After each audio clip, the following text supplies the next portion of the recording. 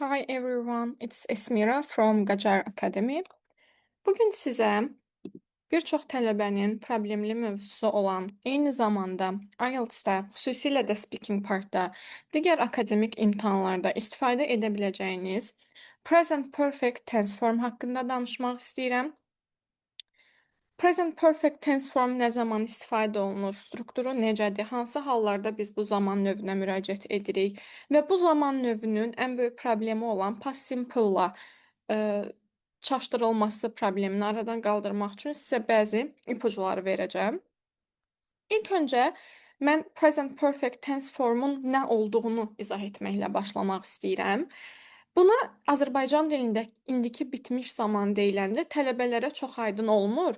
Çünki əgər indiki zamanda hadisə baş verirsə, necə bitib və yaxud da keçmiş zamanda baş verirsə, bunun indiki zamanla əlaqəsi nədir kimi suallar meydana çıxır.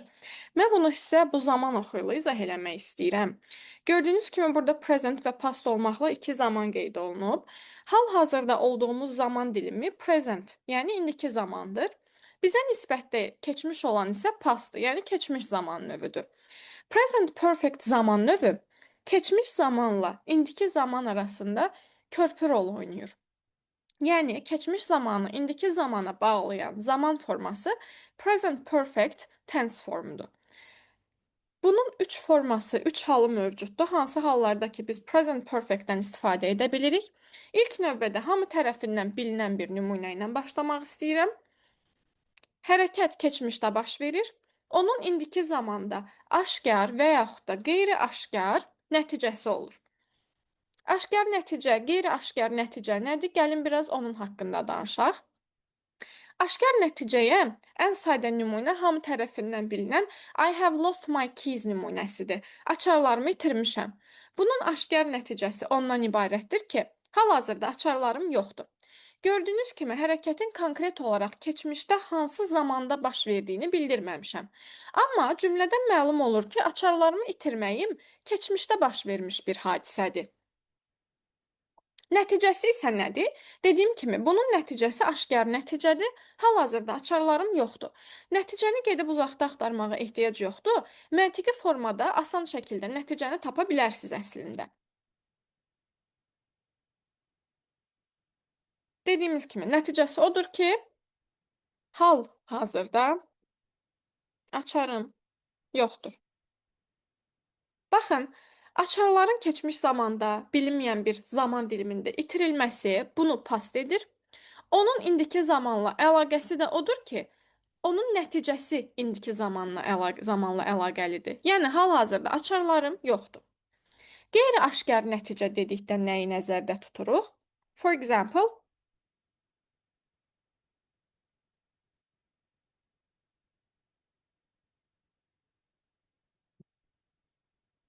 I have been here before. Mən daha əvvəl burada olmuşam. Sual verə bilərsiniz ki, bunun nəticəsi nədir? Bunun nəticəsi mənim qazandığım həyat təcrübəsi, yəni life experience-dir. Əgər siz hərəkətin nəticəsində təcrübə qazanmısınızsa, bu özü də bir nəticə hesab olunur və bu cümləni də present perfect tense formula qura bilərsiniz. Cümlələrdən də hiss olunduğu kimi, present perfect tense formun strukturu bundan ibarətdir. Bizə ilk növbədə subject, yəni cümlənin mübtədası lazımdır. Daha sonra have-dən və ya has-dən istifadə edirik və feilin üçüncü forması. Buna past participle da deyilir. Bizə past participle lazımdır. Yəni, go, went, gone. Bu üçüncü forma bizim participle'ımız, yəni verb 3 hesab olunur. Present perfect-də və xüsusilə bu dediyimiz nəticələrlə bağlı cümlələrdə istifadə eləyə biləcəyimiz bəzi sözlər var. Və bunlar düşünürəm ki, sizə tanışdır. Never, ever, before. Bu kimi sözlər. Never bildiyiniz kimi heç vaxt deməkdir. Biz nə iləsə bağlı daha əvvəl təcrübəmiz olmadığını bildirmək üçün istifadə edirik. I have never been late. Mən heç vaxt gecikməmişəm. Yəni, belə bir təcrübəm yoxdur. Ever o zaman istifadə edirik ki, insanlara onların həyat təcrübələri ilə bağlı sual veririk. For example,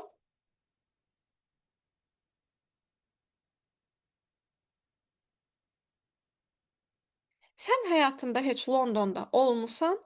Have you ever been to London? Before isə daha əvvəl mənası daşıyır. For example, I think I have seen this film before. Mən düşünürəm ki, mən daha əvvəl bu filmi görmüşəm.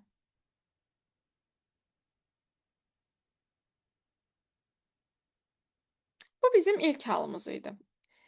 Digər bir tərəfdən biz qeyd etdik ki, üç hal mövcuddur. İkinci hal odur ki, hərəkət keçmişdə bəlli olmayan bir zaman dilimində başlayıb və hələ də davam edir. Yəni unfinished actions deyirik. Tamamlanmamış hərəkətlər. Məsələn, deyirəm ki, they have been married for 25 years. Onlar 25 ildir ki, evlidirlər. Yəni 25 il öncə evləniblər və hal-hazırda da hələ də evlidirlər. Bu o deməkdir ki, hərəkət keçmişdə hər hansısa bir vaxt dilimində başlayıb və hələ də davam edir.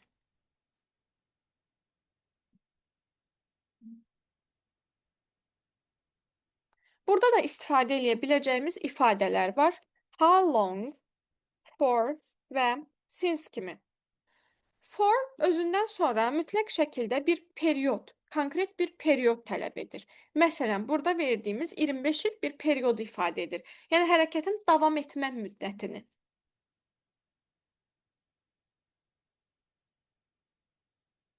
Və s. Since özündən sonra konkret bir vaxt tələb edir və keçmiş zamanda olan tələb edir. Məsələn,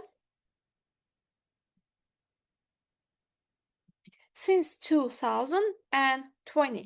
2020-ci ildən bəri. Since-in mənası bəridir. How long isə adətən istifadə olunur sual cümlələrində və hərəkətin və yaxud da halın, vəziyyətin davam etmə müddətini, davam etmə uzunluğunu soruşmaq üçün istifadə olunur. Məsələn,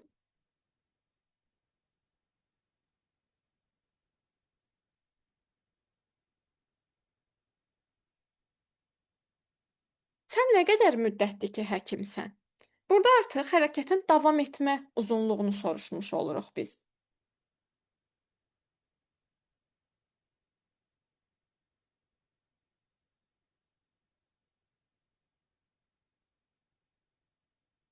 Və bir də keçmiş zamanda məlum olmayan bir zaman dilimində başlayan və bu yaxınlarda bitən hərəkətlər, hallar haqqında danışarkən də present perfect tense form istifadə edə bilirik. Recent events. For example,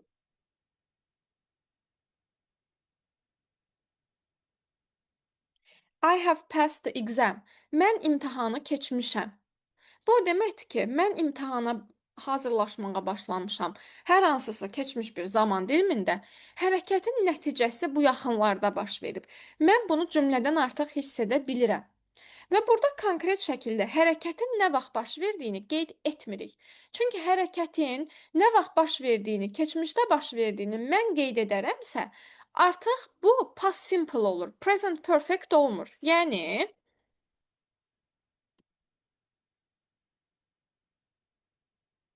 cümlə bu formaya düşür. I passed the exam yesterday. Mən imtahanı dünən keçdim. Artıq mən burada hərəkətin baş vermə zamanına fokuslanıram, nəticəsinə deyil. Amma bayaq da vurğuladıq ki, present perfect-i fərqləndirən məqam odur ki, nəticədən danışırıq. Hərəkətlərin nəticəsindən danışırıq, situasiyaların nəticəsindən danışırıq. Amma past simple-da mən cümləni qurarkən, baxın, burada artıq konkret zaman vermişəm və hərəkətin dünən tamamlanmağına, dünənə fokuslanmışam. Yəni present perfect-i past simple-dan fərqləndirən başlıca məqam orada konkret bir zaman anlayışının olmamağıdır. Konkret bir zaman vermirik. Konkret zamanı verdiyimiz andan etibarən cümlə olur past simple-da. Və eyni qaydada present perfect tense formda biz hərəkətin nəticəsinə resulta fokuslanırıq. Amma past simple-da baş vermə zamanına fokuslanırıq. Bunu daha aydın nümunələr üzərindən izah edim sizə.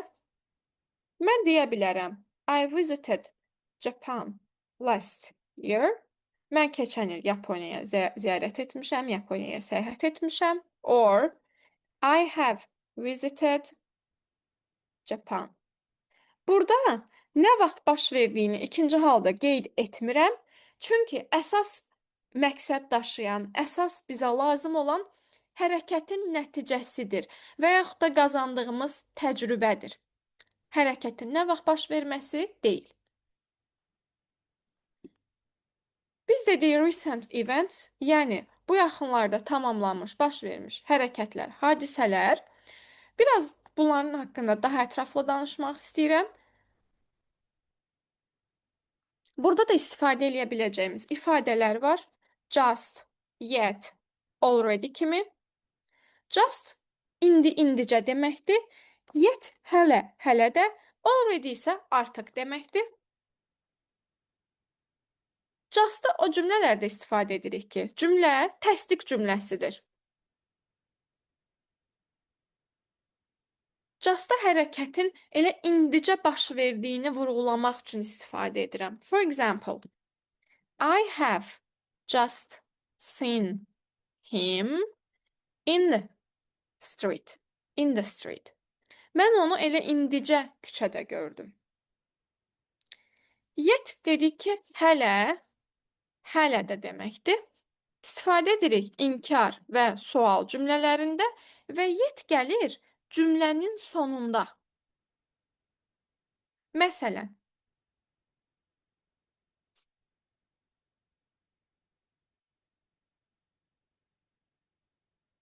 mən hələ də ona zəng etməmişəm. I haven't called him yet. Bu deməkdir ki, hələ mən ona zəng etməmişəm. Və gördüyünüz kimi inkar cümlədə istifadə etmişik. Already artıq deməkdir. Bu necə bir artıqdır?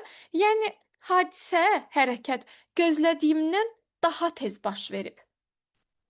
Məsələn, I have already finished. Mən artıq bitirmişəm. They have already arrived. Onlar artıq çatıblar. Yəni, mən gözləyirdim ki, onlar daha gec çatsınlar, amma daha tez çatıblar. Və gördüyünüz kimi, bunları da istifadə edirik təsdiq cümlələrdə. Present perfect zaman növünün IELTS-da nə kimi müsbət təsirləri var? Gəlin, biraz da ondan danışaq.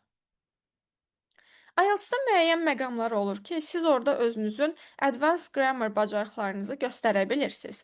Xüsusilə də examinerlar bəzi suallarla bunun üçün, belə deyək, mümbit şərait yaradırlar. Siz həmin anları fərqinə varıb həmin anların, o anlardan istifadə etməlisiniz.